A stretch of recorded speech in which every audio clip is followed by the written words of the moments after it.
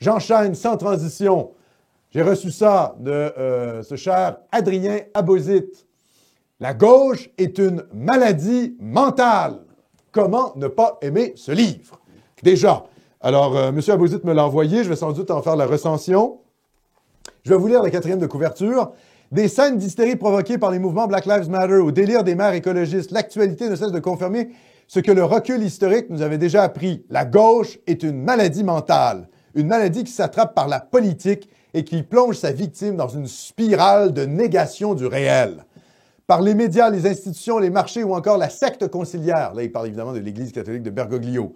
Du matin au soir, les Français sont soumis à un conditionnement gauchiste destiné à formater leur esprit, au point que dans l'espace public, il soit devenu préjudiciable, voire périlleux, d'exprimer une opinion affranchie du prêt-à-penser concocté par l'intelligentsia du régime. Ces dernières années, la France ne s'est pas seulement effondrée, elle a été défigurée par tout ce que la gauche a fait, soutenu ou promu.